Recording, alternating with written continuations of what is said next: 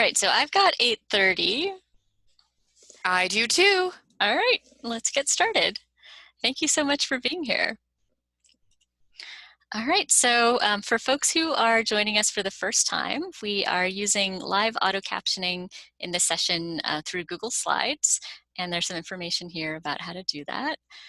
Taylor is typing into the chat with the links, so she needs to do copy pasting. Oh, she was fast. Okay, great. Thank you. Sometimes there's a little bit of a time delay because of the copy pasting can be awkward. So Beth and I will be sharing the screen sharing back and forth so that the auto captioning can get both of our voices. Normally the captioning tool just picks up the mic from the person who's sharing their screen. But as with many things, it kind of depends on your tech too. So just as a note, reminder, this does not meet the standards for ADA compliance. So if you have a student in your class who has an accommodation for captioning, you need to work with your Office of Disability Services. For online courses, they can set up live captioners. So at Columbia, for example, we have a wonderful Office of Disability Services that connects us with live captioners for every live online class. But this live auto captioning can still be helpful because a lot of us are working from home now. There are many noises. There's background stuff happening. Sometimes the Wi-Fi gets spotty. So sometimes there's a distraction. So it can still be helpful to have the captioning on. So our agenda today, we're going to talk about creating an inclusive classroom community online. We'll talk about responding to microaggressions. Beth has some excellent examples to take us through, and then we will wrap up. And of course, we'll all be sad because it's our grand finale tonight, so we'll miss you. Feel free to chat all throughout the session. We love that. It makes it more fun and interactive, and then you can learn from each other too. And also, if you want to tweet, if you're someone who's on Twitter, the Columbia Twitter handle is here. This is the third in our webinar series to support faculty transitioning to online due to the pandemic. So this is part of the series. And the recordings and slides are being posted as time permits. So Taylor has got that there. Thank you. And feel free to share that with anyone you'd like to share that with. So last week we used Adobe Connect. This week we're using Zoom. You might find it interesting to compare the two. So the recordings for both are going to be up on our YouTube channel. And just to be clear, we're covering general principles about teaching online. If you have questions that are very specific to how do you use the tool, we recommend reaching out to your institution's IT support team because they can help you with whichever tool your particular institution uses. And thank you for joining us for the grand finale. So the Columbia School of Social Work's online campus launched in 2015, and our first graduates were in May 2017. We are primarily synchronous online campus, meaning we have weekly live class sessions, and we use Adobe Connect for that. And then we have asynchronous homework in Canvas. And there are a few different tracks that we offer for our MSW program. So we'll give you a lot of resources, but we just want to set the tone that transitioning quickly to online means that you got to give yourself a little bit of a break.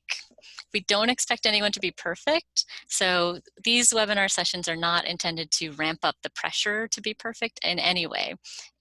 We're here to share support and advice, and we really acknowledge everyone is balancing a great deal right now. And we're very grateful that you're putting in the time with us, and I hope that your students will benefit from this.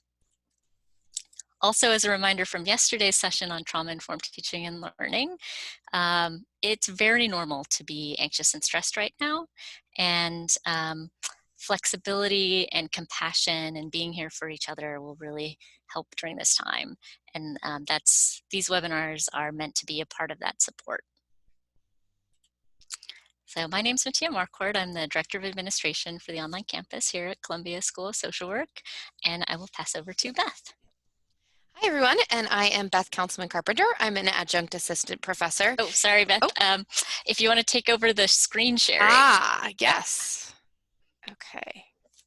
So that just takes a little bit of a minute to grab the screen share over and turn the captions on.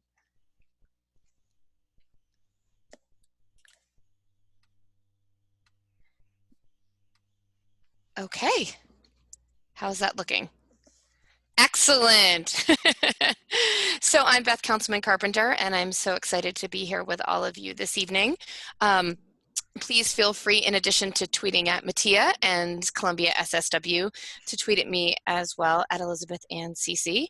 I've been a proud member of Columbia's online campus since its inception in 2015, and so excited to talk to you tonight about inclusive learning with Matthea. So what are we going to be talking about? How do we build inclusivity, especially at a time like this when we need it more than ever? How do we address when there are oopses and ouches in our online classrooms, whether it's synchronously or asynchronously? And how do we make the most of these teachable moments online? So our goals are for all of us to share experiences, please ask questions, and hopefully add to all of your toolkits, and maybe add to ours as well as we go through our hour together. So just a quick reminder about our classroom chat here tonight in Zoom. And for those of you who are teaching in the Zoom platform for the first time, how you can reach out to everybody to connect folks together, as Taylor is modeling for us right now by sharing all these wonderful different links. And we wanted to touch base with a poll. So please share your institution, where you're coming from this evening, or it might even be evening where you are, and something that's been helpful for maintaining your connection to your communities these days in chat. And then if Kristen can bring up the poll. So what's your comfort level right now after some experience of being online with creating these inclusive classroom communities, especially and including managing difficult conversations? So I see lots of answers coming in. Thank you to all of you participating. It looks like we really have a nice curve between comfortable and into neutral. A couple of folks who aren't yet at the point of being comfortable. Great. All right, we'll just give it another 5 or so seconds. Okay, so it looks like we have a pretty even split between comfortable and neutral. Great, thank you so much to all of you for participating.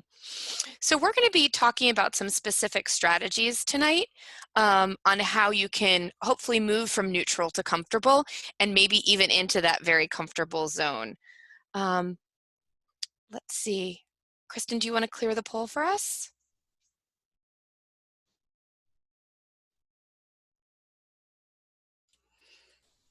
And then I think Kristen has ended it, and you Okay, still have great. to exit out for yours. Okay, well, good. Everyone else could see it. Great. Thank you. All right. So, oops. I very excitedly fast forwarded. Sorry about that. So this is just about how to answer a poll, and in terms of polling as a way of building community within the classroom like we did tonight. So it's a great way of taking the pulse of what your participants, where they're at, what they might be struggling with. It's a great check-in, and it also can be something really fun. In this case, what's your favorite animal? So it's just a way of really connecting folks with each other and a nice way of stepping into class, particularly if folks have been juggling, say, families at home, their responsibilities at work. It can really add a bridge to being as present as they can be within your online space together. So I'm going to turn it back over to Matthea, who's going to walk us through what the next just slightly under an hour will look like. Great, thank you so much, Beth. Let's turn the captions back on, and here we go. So we're going to talk about creating an inclusive classroom community online, and I hope that you will be very active in the chat for this. So first off, why would we do this? Why would we create an inclusive classroom community? So the premise that I would like to propose is that if students don't participate in class, they're not really going to learn anything. So class participation is essential for that. And I love this quote from Herbert Simon: learning results from what the student does and thinks, and only from what the student does and thinks. the teacher can advance learning only by influencing what the student does to learn. So we're here to help facilitate student learning and maximize student learning, but students have to participate for that to work. So how do we get students to participate? So this is a question for you in the chat here. What risks do we ask students to take when we ask them to participate in class?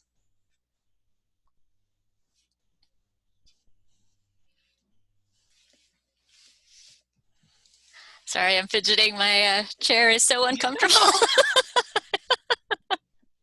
Working from home. Okay, good. So I see folks are sharing some thoughts here. Julie is sharing being vulnerable. Samantha's sharing stepping out of their comfort zone. Annie also, and Linda being vulnerable. Brian, embarrassment of answering incorrectly. Great. Julie, about who they are and what they know. Being vulnerable about who they are and what they know. Anna, being transparent about what they know and feel. Great. Feeling dumb. I think that's Kristen. B. Terry, exposing what they don't know. Yep. Another Terry, thinking outside the box. Being wrong, at least from their perspective. Yep. Sharing memberships or identities in marginalized or oppressed populations. Yeah, great point. Putting themselves out there. Yep, thank you, Lisa. Todd, exposing what they believe. Leslie, being singled out. Yep. M, cold calling can scare some students. Yep, definitely. Annie, yep, for those who are teaching social work, they can be nervous of saying something that seems anti-social work. Yep. Terry, being stereotyped. Great, so there are a lot of risks as you have identified here. And I think you've got them all here. Speaking in public, volunteering to have people look at them or their words, not knowing, being judged. For social work in particular, and I think some other fields, students don't really like conflict sometimes, so they don't like to disagree, and exposing their opinion might lead to disagreement, sharing personal thoughts, and etc. Yep, Annie may be feeling like they have to speak for an entire community. And then on top of the being vulnerable and having to take the risk of participating, they're doing this in front of other people who might include, you know, friends or peers or competitors or exes or crushes. You know, there's a lot of interpersonal dynamics behind them, and the instructor who has power over them. And then on top of that, everyone is experiencing trauma right now. So we're asking them to take risks and participate, and you know, they're experiencing trauma. So it's actually kind of tough what we're asking them to do. And as a special consideration, online, it's very common in the US to have witnessed or experienced online harassment. So this is from 2017. This was the most recent research by Pew Research Center. And you can see at that time, it might be more now, roughly 4 in 10 Americans have personally experienced online harassment, and it impacts their behavior.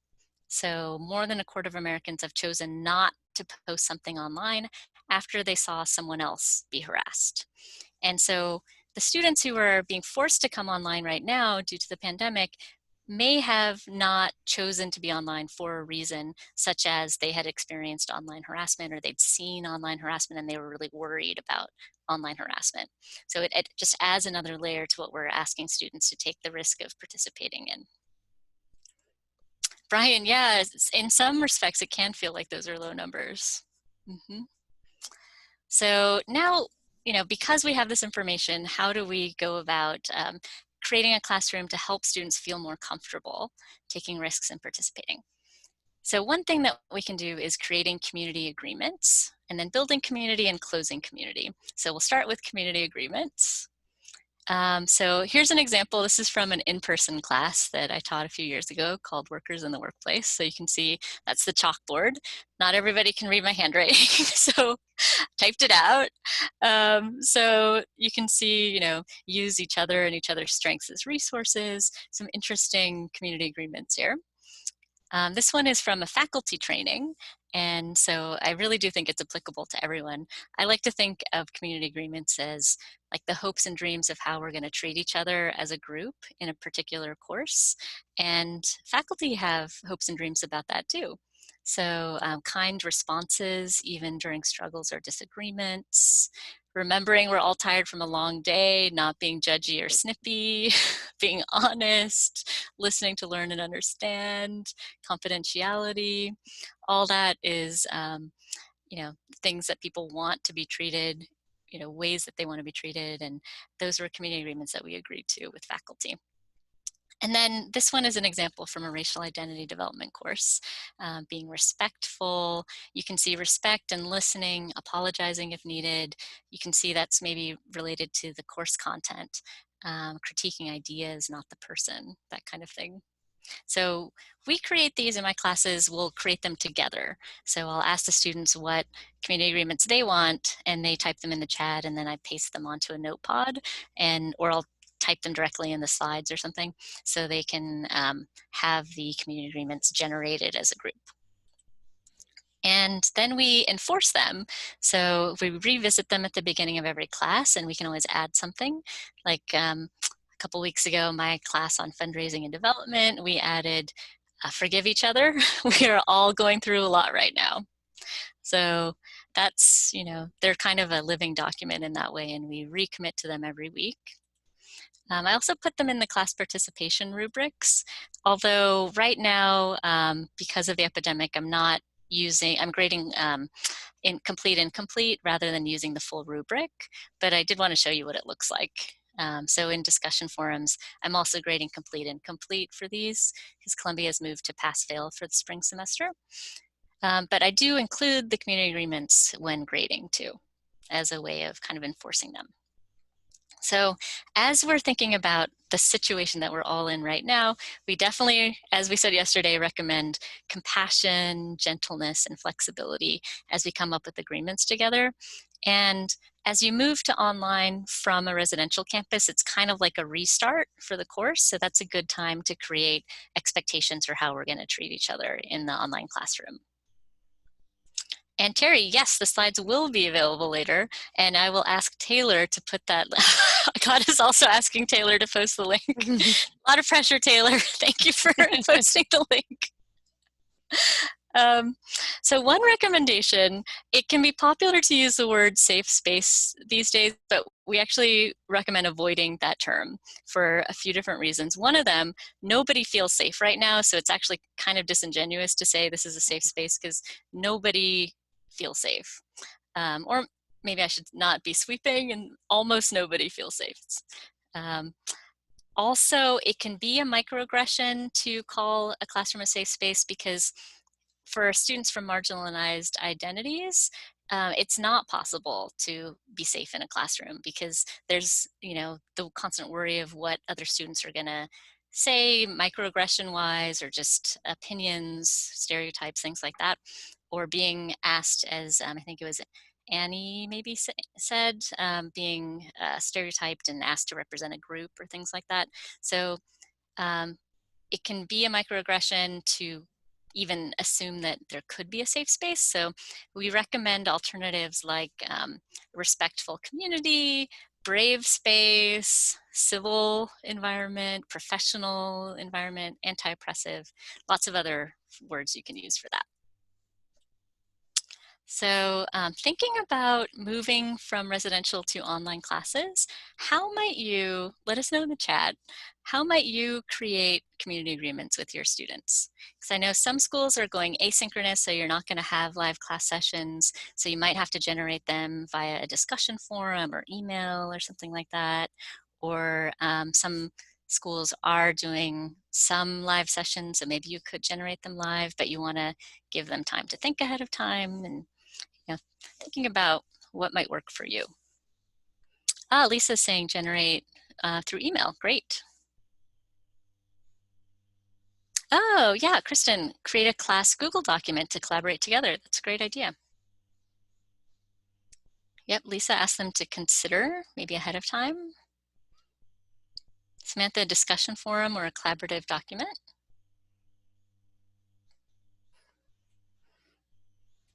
Great, these are great ideas. And I hope you're taking note, and your peers' ideas, I think, are really helpful in terms of helping you think about what the possibilities might be for you. All right, so I'll keep an eye out on the chat, but also I'll move on to building community during the semester. So especially if you had a nice community in person and then you're having to rebuild community online, there are different things you can do. So you might, oh yes, Terry, Daryl Wing Su has great research on microaggressions. We're gonna cite him a little bit later, so you're a mind reader. So you can use little videos, like sometimes I'll do breaks during class and we'll look at a fun video together. Columbia has a fight song, so in which most of my students didn't even know existed. Sometimes we'll look at that. Sometimes we'll do like little fun Columbia dance videos. Here's Rory the lion, who's our mascot, doing some dancing. I like this one a lot for community building, just actually asking students to share what they respect or admire or appreciate about each other. So as an example, in one class we did this and then we put it into a slide for the next week. And we were doing this before we went into breakout groups because the breakout group conversations were going to be a little bit sensitive and we wanted to put people in the mind frame where they remember that they respect everybody and everybody respects them. So you can see they wrote some lovely things like they respect that their colleagues are willing to have these conversations, they're thoughtful, they're open-minded, they respect each other's opinions even if they don't always agree, things like that. It's really very lovely to see what students respect about each other. So thinking about how you have built community, especially if you're teaching online for the first time, how you might adapt that now.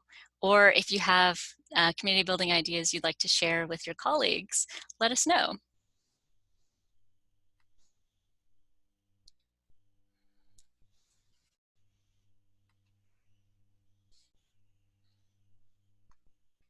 And I'm taking a look at the chat.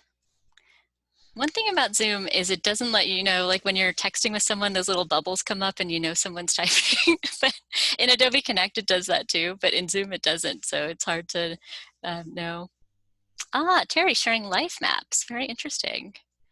Martin, discussion forums work well. Great. Yeah. Elizabeth, music. Thank you. Music can be a really fun one. Small talk before class. Great. Yeah, just even having the opportunity to do that, to chat with each other and arrive a little bit early and just be a little bit social and informal. Terry, yes, the two lies and one truth, having students share information and the kind of a fun game to guess what was true. Flipgrid assignment. So Flipgrid is an asynchronous video platform where students can post short videos, and you can use them in a variety of ways. Some people use them for guest speakers, some people use them for students to do presentations or share opinions or things like that. Great. All right, well, I hope you will keep sharing your ideas, and I'm gonna go over to this last part, closing the community, and I'd like to hand over to Beth to grab the screen share and then turn the captions back on, which will just take a little bit of a transition moment. Absolutely. Okay. How's that looking, everyone? Good? Okay. So closing your community is so important right now.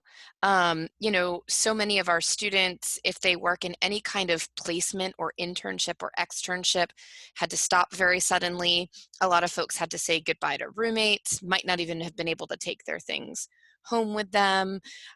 So if you have the opportunity to plan the closing of your semester, start to think about and problem solve with your students about what might help tie everything together. So students in general can feel sad at your course ending. You've spent anywhere from 5 to 15 intense learning weeks.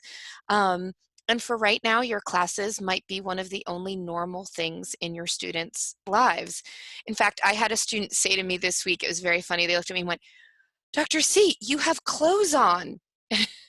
And I said, "Yes." And what they meant was like business clothes. I had worn my blazer to class and a blouse. And what they meant was you look normal as you do every week, even though I was wearing fuzzy socks.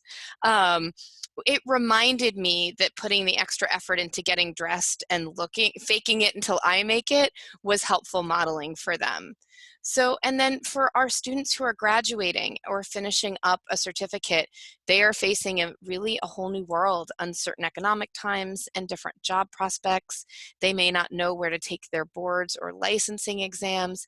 So being able to wrap up together is great. One of my favorite exercises that I was able to design with some of the team here at Columbia was a termination quilt, and it's a great digital way of bringing folks together. It actually came from online students hearing about it in a residential class and saying, why can't we do it? And we thought, why can't they do it?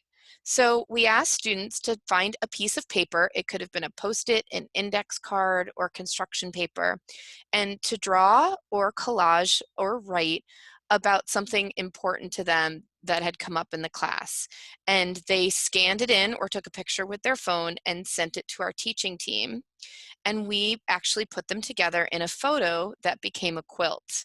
And we had some very savvy Adobe Pro folks on the teaching team that semester. So they put it to music, each quilt piece, and then the whole quilt together to a 2.5-minute song. And it was really a lovely and special way of wrapping up our semester together. So be creative, use the tools you have, like your phones and screen grabs. It's a great way of wrapping everything up and having students feel connected. And honestly, important for us too as instructors as we say goodbye to our students in an uncertain time, not knowing what summer and fall will look like for our semesters coming up. So we'd love to hear from you in chat. What are some things that you've tried or some ideas of what you might adopt?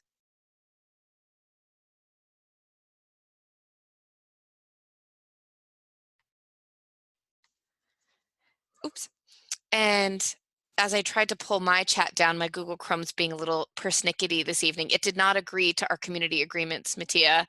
I'm going to turn it, oh, no, actually I'm not. I'm going to start talking about microaggressions. So I'm going to keep going and catch up on your chats in a few minutes, but thank you so much to I think everyone. you are going to talk about microaggressions, but after I talk about microaggressions. Oh, okay. I'm going to take it back. I am going to hand the baton back over to you. Always go with your first thought. You know what? That's so true. Take it away, Matthea. Thank you. I love these ideas that are coming up in the chat too. I think Annie's saying she loves the quilt. Lisa's saying it. Yep. Really moving idea. And Julie sharing one thing they learned about in the class that was different than they imagined and that inspired them to do something. Yeah, that's really lovely. Yeah, for the last class session, I haven't planned out my last class session for the semester yet, but what I often do is I'll ask students how they'd like to stay in touch with each other. Or so it's optional. And, sometimes people will share, like, I would prefer to connect over LinkedIn. I would prefer to connect over Twitter. I would prefer to stay in touch via email. And then I ask, like, what is something that someone could contact you about? So contact me if you want to do a practice job interview, or you want to talk about this topic that we talked about in class, or something like that. Gives them a little bit of an excuse to reach out to each other. So we're going to share a helpful tool for microaggressions that, and I'd really like to thank Lauren McEnroy and David Byers. Lauren is at The Ohio State University and David is at Bryn Mawr College. And they and their colleagues created this tool called the Name Steps. And of course, Taylor will put the links into the chat, but here is a summary. So if you encounter a microaggression in a class, it's really handy to have a useful framework that you can just go to rather than kind of being caught out in the moment and being a little bit startled and not knowing exactly how to respond. So this tool is really great. It was developed for a specific context because the funding was around that specific context, but it could really be used with any microaggression. And so what you do is you notice that the microaggression happened, and that can happen in the moment, but you might actually also notice it later. In an online class, maybe you notice it in a discussion forum or in the chat or something, and you might not have noticed it right in the moment. So noticing happens either then or later, and then you acknowledge that it's your responsibility to help the group name and address microaggressions when they come up, regardless of who commits them. Maybe you committed them accidentally. So regardless of who it was, so you would acknowledge at the point when you notice, and then make space, so give students an opportunity to reflect, and then engage the group on how to move forward. So NAME, notice, acknowledge, make space, and engage the group. Ooh, we have an alum of The Ohio State University here, nice. And then here is the citation of Gerald Wing Sue. So he has microintervention strategies for disarming racial microaggressions. And Taylor will share that link with you too. So this is pretty aligned with the name steps. And you can see there's a lot of details in the framework. So depending on if you're someone who wants like a short and sweet framework or someone who wants like a little bit more of a detailed framework, there's a couple options here for you. And so Sue and his colleagues say, make the invisible visible. So the microaggression sometimes is invisible. So naming it, making it visible, disarming the microaggression or macroaggression, educating the offender, and then seeking external intervention if you need it. So that also can be a helpful framework to have ready to go. So if you want to share in the chat, thinking about an example of a time that you handled or you saw someone else handle a microaggression or a teachable moment or a difficult conversation in class. You don't have to share the details of what happened, but think about a time like that, and then share in the chat what you learned about what works when handling an incident like that.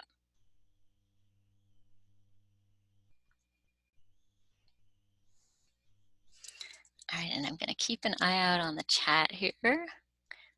Ooh, I missed one of these great closing activities. A closing circle of voices where participants share what they appreciated about their time together and end by saying, I'm out. And then the next person who is moved shares. That is very cool. Thank you.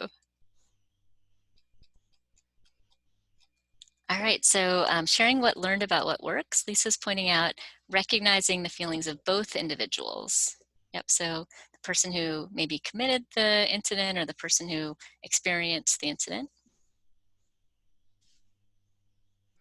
Annie, good question. So you can use this model. You're asking, should it be done in the moment or in front of others or done in private? And it's going to depend on the situation, but if the microaggression happened in front of other people, then the other students were impacted too because they're bystanders. So it actually can be very helpful to address it in front of the group in a non-judgmental way.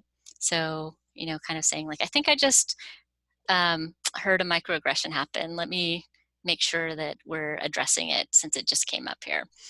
Especially because I think, Annie, you're in social work, demonstrating to a social work class or a group of students how to handle that in the moment can be really helpful. Now, if it's something that maybe you want to handle it in private and then bring it back to the group, because if other students saw it, then everyone needs to have the opportunity to resolve it.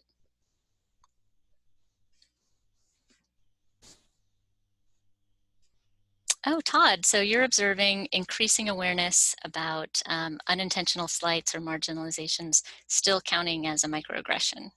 Great. That's a really good point. And Julie is pointing out white fragility and how there might be a lot of shame around recognizing a microaggression. So that's a good point. So macroaggressions are maybe done on purpose. Microaggressions are often done, Gerald Wing Sue says, by well-meaning people, but they still do it. And so pointing it out can be a really important learning opportunity. And if you've created a classroom where people know, like, we're going to be brave in this classroom together, you could sort of frame it as non-judgmental. I think something just happened where the intention and the impact didn't match. So I think there wasn't a malicious intention here, but there is an impact that we need to deal with. So in a kind of restorative way, not in a finger-pointing way. And maybe I will turn it over to Beth to share, because she actually has a really good example. And if you want to read like a written example that's in a journal here, Taylor will put the references in the chat for you. So I will turn it over to Beth. Okay, great. Thank you, Matthea. Yep. And you want to grab the screen share. Yep, there you go. Perfect. All right. So we're actually going to talk about what happens in those moments. And I'm just going to catch up to where we are about practical tips. And what I like to do, and this is a couple slides ahead, but is I invite the person who made the microaggression to be curious about where they think it came from, why they think it happened, and if they seem very attached or defensive, we might say, about it, why they're so attached to that position. And then there's usually a writing assignment that comes along with it in these particular courses we're going to be talking about. So lessons learned is when it happens to try to focus on supporting all of the students, and also try not to do it alone. This is where it's great to have consultation with a colleague, to talk with student advising, or to generalize to the class, hey, I noticed there's been even though we have it in our community agreements, some folks have really been struggling with pronoun use, and getting a little defensive when they realize that they've misgendered or mispronounced someone. So I found this really helpful TED Talk that I think we could all watch together, and maybe we can talk about what happens when we get stuck and can't move forward with respecting folks in their pronoun use. So that's one way you can do it. And also a lot of it comes from scaffolding. So we've gone over the name steps, and we're going to talk, actually, I think it was Julie who might have asked, do you do it synchronously or asynchronously? And we're going to talk about 2 examples. Noticing it when you can in the moment and acknowledging it, making space, but you can only make so much space in the moment if the students involved are ready to talk about it. So we're going to talk about some ways that you can come back to it if the group isn't ready yet, but you always want to focus on engaging the group in a restorative way. So a lot of microaggressions happen in the courses that I teach on gender and sexuality. It is a first-year course, so students have had they're in their 2nd semester. It's very intensive. In the 5-week class, it's 2 hours a week, and about 90 minutes in the 7-week class. Students can self-select in, but our students come from all kinds of backgrounds, positions, and experiences. So these may be constructs they are super familiar with and marginalized identities they share, and it may be brand new information that they've never encountered before. So in the moment, when it happens in class, and for example, so misgendering or using very heteronormative language about, say, traditional marriage, that's something that's come up, well, in a traditional marriage. And so the first thing I'll do is say, hey, can we press pause on that? I think it might be really helpful as a group to talk about what we mean when we say traditional. Perhaps we can go in a round robin and all type into chat how we define the word traditional. And then that gives us the opportunity to unpack these, implicit, sometimes explicit, but implicit biases about, say, partnership and relationship.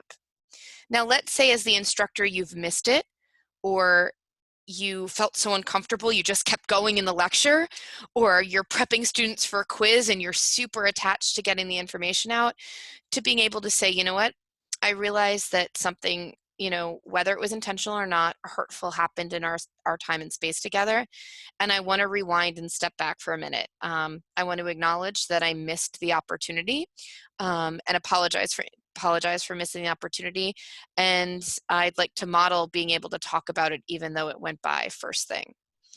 And then again, encouraging curiosity to learn a different viewpoint, or to at least explore attachment to their viewpoint without shaming.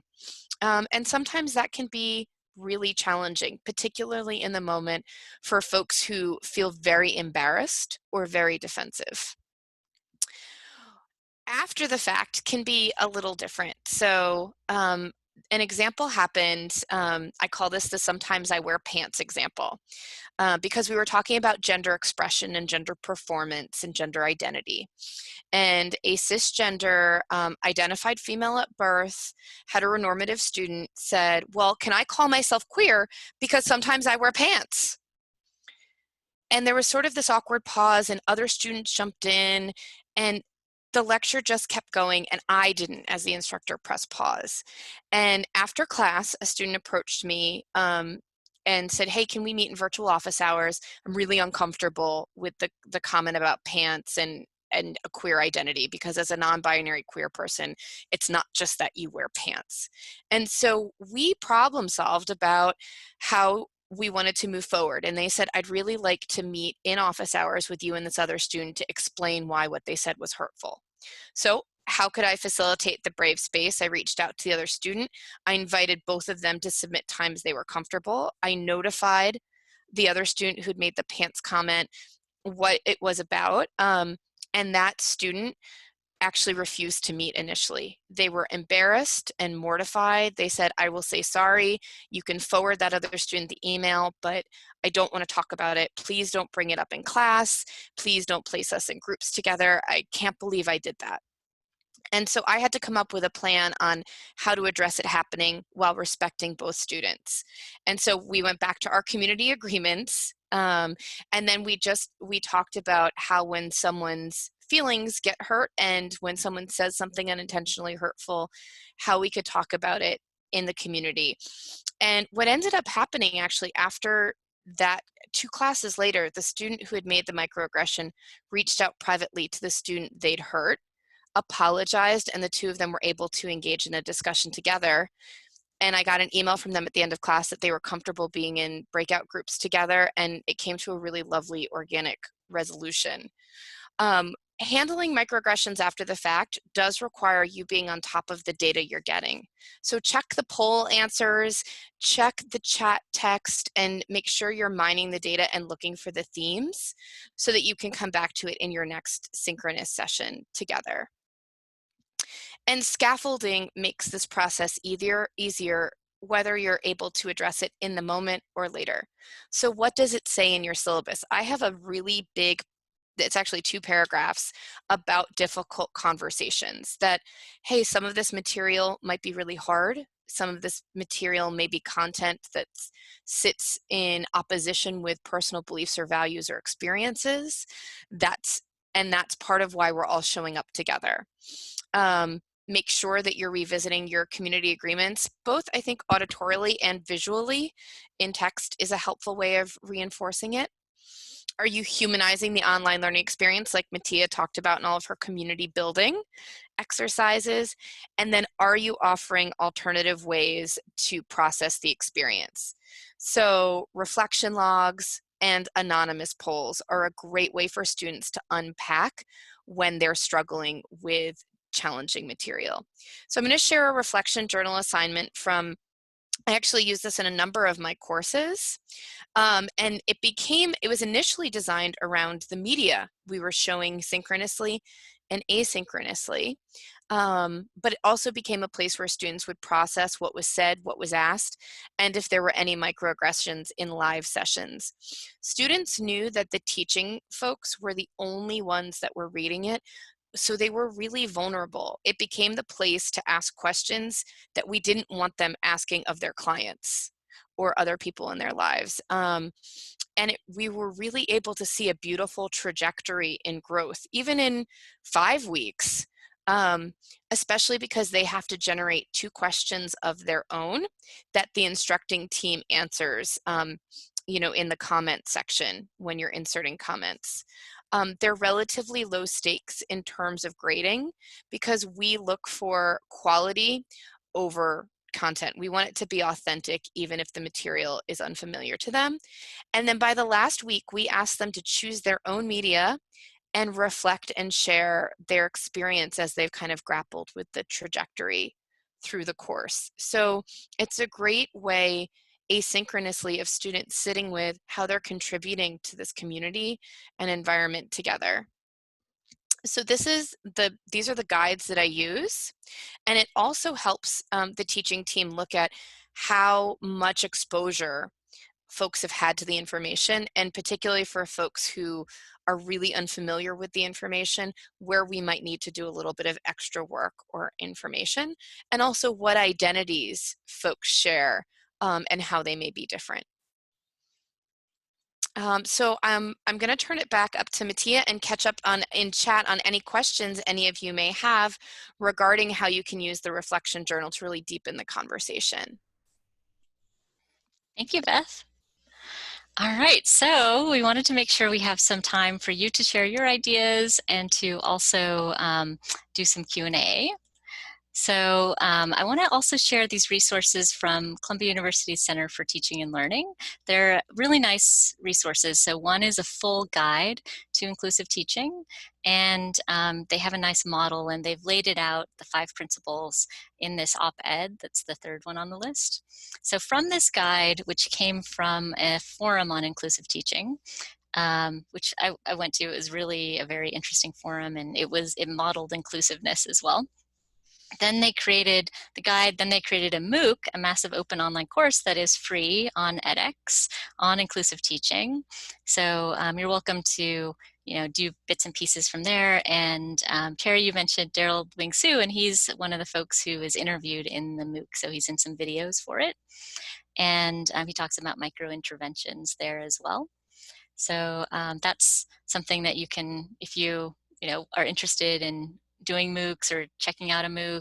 Maybe you're someone who's signed up for MOOCs but not done them before, which is me. I think I've done one out of however many I've signed up for. These are really nice resources, and the Center for Teaching and Learning at Columbia cares a lot about inclusive teaching, so I wanted to give them a shout out. And I see Taylor's already got those links in the chat. Thank you. So thinking about where we are and giving you a chance to share ideas with each other. So I think I want to wait on the poll, but focus on the chat. So thinking about what stood out to you in this session. So as we've said in other sessions, it can be really helpful to use some time to reflect on what you've been processing and then share it with folks, because that can kind of give little light bulb moments for other folks to hear what you took away and kind of gives them a new perspective. So we like to do these review questions at the end of sessions to give everyone a chance to share. So I will keep an eye out in the chat and just see what is something new and helpful that you learned in this session. And also, if you have questions, we are, I see Beth is taking some questions here as well in the chat. So Terry, you're saying you're better equipped to deal with those difficult moments. Great.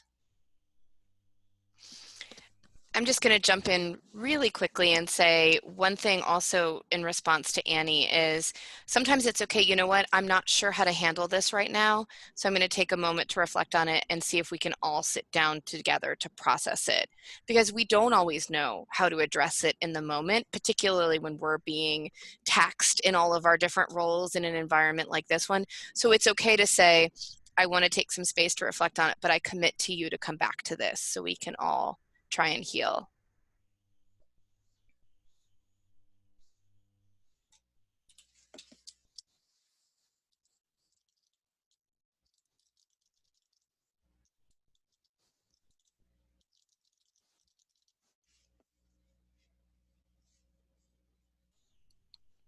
So it looks like a lot of people enjoyed learning the name strategy, which is great.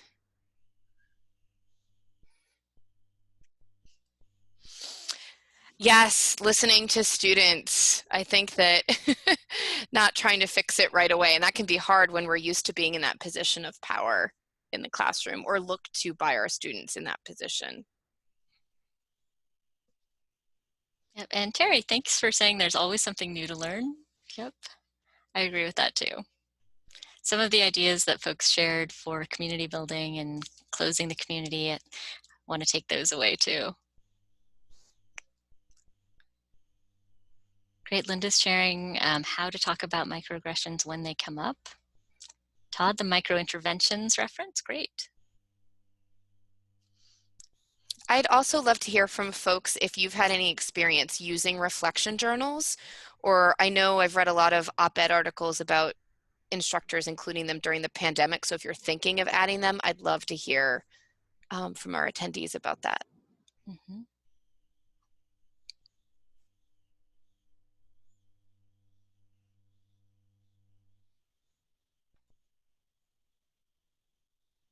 Great, and Kristen in our private chat is asking about bringing up the poll. So yeah, let's do it.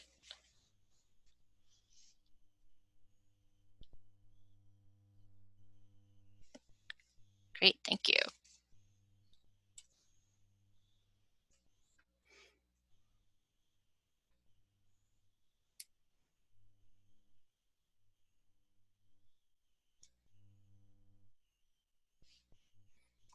All right, I see folks are ranging from very comfortable to neutral to a little bit uncomfortable still. It's not the most fun to have managing difficult conversations, but it is something that gets better with practice.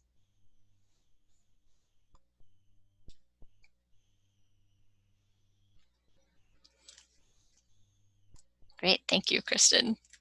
If you want to share the results, thank you. All right. So as the host, whenever the polls open and share, they bounce back and forth between my two screens. So all right, so closing that up. So I want to say a huge thanks to folks for coming to join these sessions. It's been really wonderful to have this time with you, and I'm so grateful for the work that you're putting in on top of everything else that's going on in your lives. And I hope that it's been valuable to have this time.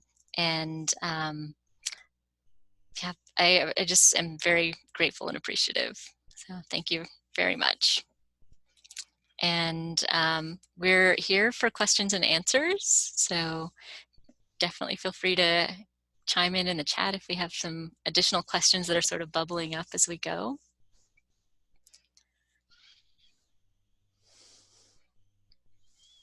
And thanks for these kind thoughts, valuable ideas, role modeling, sharing. Thank you.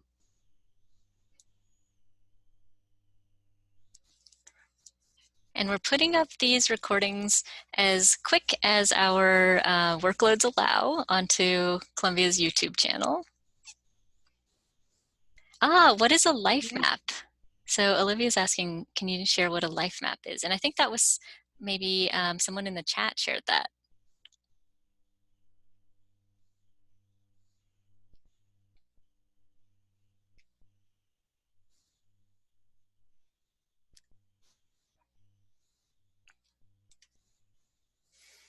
Terry, thank you for looking for a reference for life maps.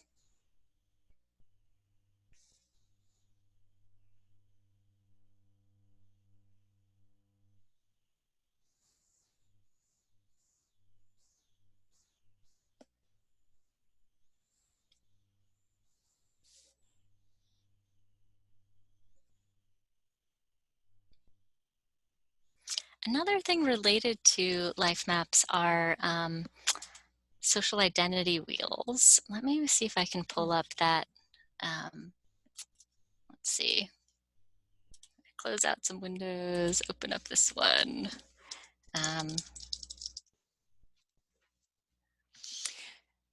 So I'll be curious to see what Terry posts, but I know I teach an advanced practice with children and families class, and students draw a life map on their own and then they submit it to the instructor so that they're not necessarily sharing their vulnerabilities with one another, but above the line in a particular color are positive events that have happened, and then below the line chronologically are events that have happened that are negative, and they circle the ones that they want to highlight that they feel inform their practice. So that's an art therapy technique. And then they write a reflection journal entry about it. So I'm so curious, Terry, to see what your experience with life mapping is. I can't wait to learn more myself.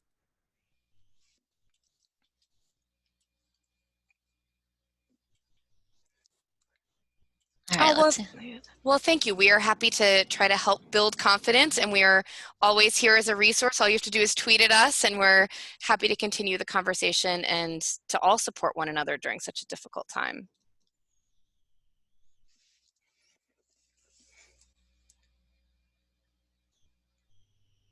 Oh, great. So Sharon Merriam has a book on Lifeline maps. That's a good resource. Thank you.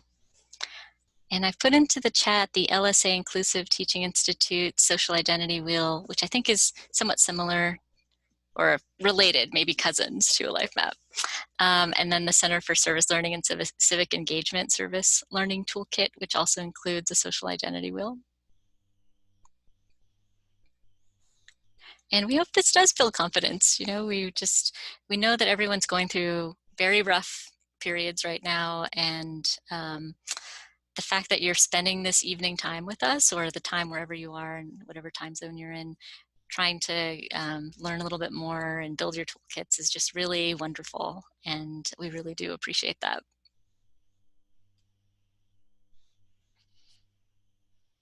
Oh, great. And Terry's put life history theory and evolutionary psychology. Giudice, Giudice, Giudice maybe? SWGANGESTAD and HS Kaplan, KAPLAN, from 2016. Thank you.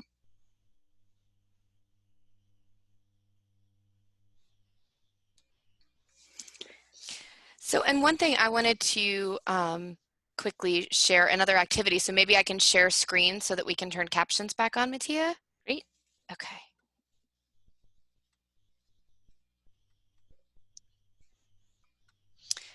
As we're wrapping up, a great concluding activity, and all of you and your lovely things you said in chat made me think of it, is an exercise we do in our social work with children class, where I take an index card or a post-it note, and students either write a quote or draw a gift that they want to give somebody in the class. And then we fold them up and we put them on a table, and then as everybody leaves the class, they take that gift or their quote with them as a transitional object. And it's a great way of closing out the classroom. So in online, it's something you can do where everyone just gets an image emailed to them after the class, kind of anonymously, or you can do it in breakout groups or have folks share something in an anonymous poll. And again, gift giving as this sort of ritual and way of that we can share support with each other is another great way of wrapping it up. So all of your kind words to us made me think of that. Thank you, Beth. That's really lovely.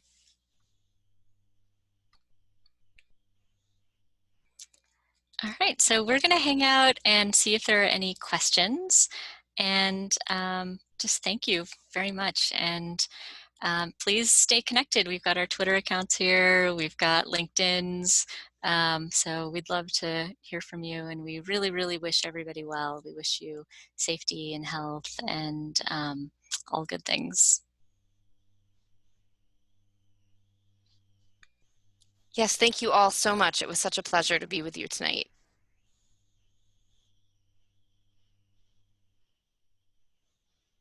Yes, and wishing safety and health to all of you. Thank you, Julie.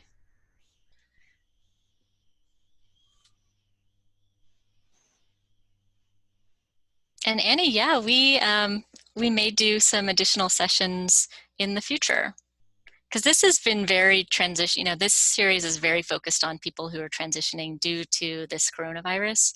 But in the future, maybe we'll do ones that are a little bit less focused on an emerging situation that's happening all around the world. It would be lovely to see folks back again.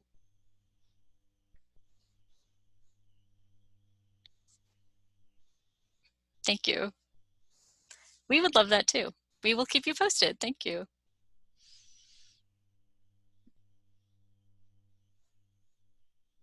So I also want to shout out Agata and Taylor, who have been supporting all of these sessions for the whole series. Thank you.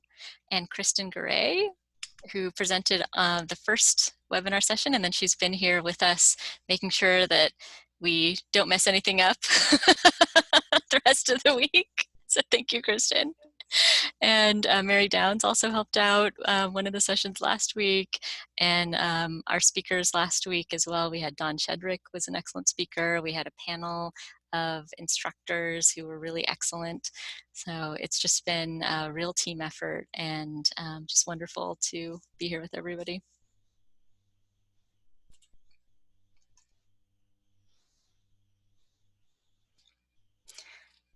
All right, I'm scrolling for questions. Other questions? Oh, and Terry's describing the life map further, which is great. Outline the storyteller and the listener roles. In groups, you can add observer and timekeeper roles as well, and ask folks to share in pairs or small groups, whatever they feel comfortable sharing. Nice. And this is from creating a life map, which starts with a memory as far back as they can remember, labeling it as a high point or a low point, and then adding high points and low points. And then students create this. Wow, that sounds like a very powerful activity.